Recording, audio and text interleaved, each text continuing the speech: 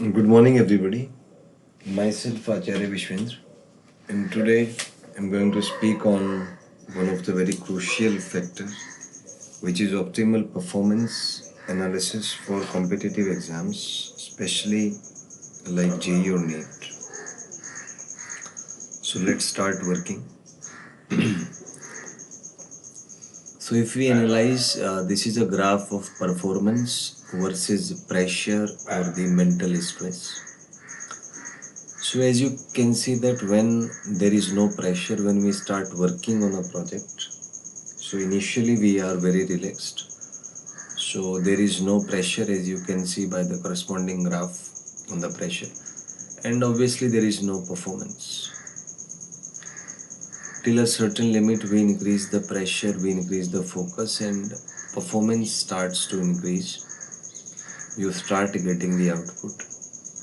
On further increasing the pressure, as you can see over here, pressure is increased, and correspondingly the performance curve is also increasing. The performance coordinate is also increasing.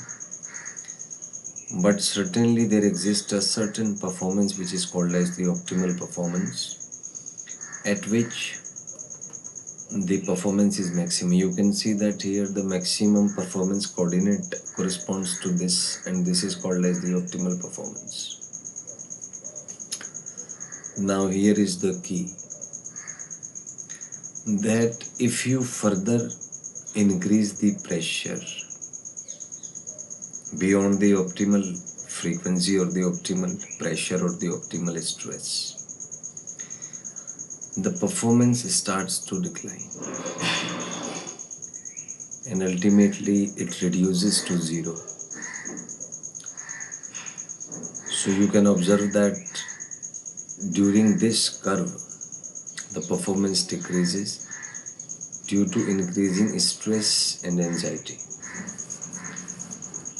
So this is all the game of sticking to your optimal stress level or the optimal pressure level, and trying to make sure that you are able to manage your pressure level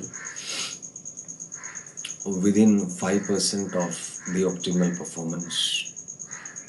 5% variation is okay, but you must make sure that it does not increase beyond the 5% domain, because otherwise performance would decrease. I have seen many students preparing for JEE or NEET. Even when I was a student, I observed myself. I used to work very hard and with very dedicated concentration, with very enthusiastic and energetic approach. But somehow I was unable to manage the pressure that I was feeling or the stress that I was feeling.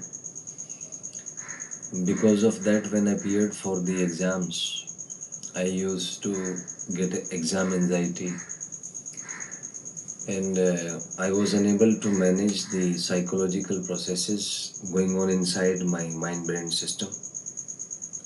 And as an impact of that, I was never satisfied with my result, with my output.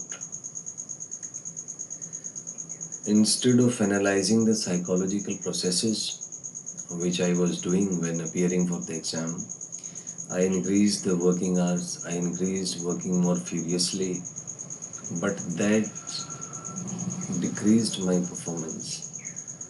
My memory power, my analysis, my calculations, all of these parameters defining the mind-brain system declined in spite of working more furiously. And at a certain point I came to the burnout things. I thought like life is useless. I became so depressed, so anxious, that I thought that perhaps I'll not be able even to clear the board exams. Then suddenly, I don't know from where a thought came to the mind that let us analyze this entire process. And let's do something, because it's a very real problem faced by most of the students, that they are unable to perform under high pressure conditions because of inability to manage the emotional or the psychological processes within them.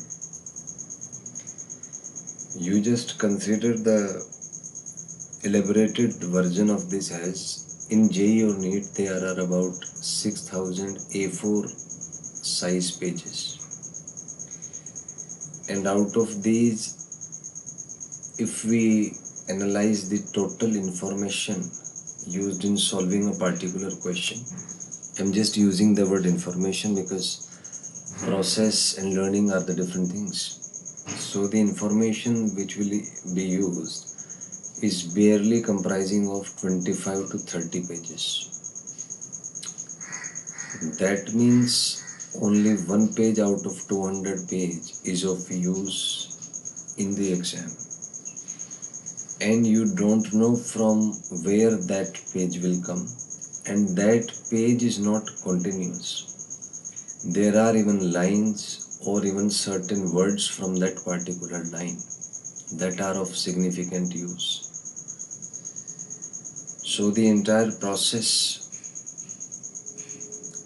is very hectic, very classified information is used, and you have to develop an information management system within your mind brain system, and to train that system to give the optimal performance. If the frequency or the stress or the anxiety level is below the optimal, you will not be able to achieve peak performance. In the very same way, if it is above the optimal frequency, again you will not be able to get the optimal output. So the entire turning point is knowing the optimal frequencies and stick to that frequency, and always work within 5% error of that optimal frequency. You must have heard that students often get depressed, and normally those students get depressed who are seriously working for the targets, who are very serious for their result. But somehow this over seriousness or this over concern or the overthinking often limits their ability to perform, and mentally they are not adaptive to the high pressure exam conditions, or they are not synchronized as per the exam environment, which further leads to frustration, because if you have seriously worked for something, you have sacrificed your time, energy, you have sacrificed pleasures of life for achieving something, and you don't achieve those things because of your emotional conflicts, that then it's very painful, it's very unbearable, because if some other person has done something to you, then it can be well understood that other people are not in control, they have a free will to do what they do. But if you suffer because of your emotions, then it's a matter of concern, and it leads to serious mental issues, leading to anxiety, depression, and ultimately people go to the extreme steps. So the entire turning point is there are rigid rules concerning each atom, each electron, each proton, each neutron, each quark, each string which is vibrating with a certain frequency. And that frequency is fundamental to existence. Change the frequency, focus on the frequency, and get the optimal result. So the concept of frequency pervades in all spheres of life, ranging from the vibration of a string to the movement of entire cosmos. So maintain the frequency, focus on the frequency, and get the desired result. Thank you and have a nice day.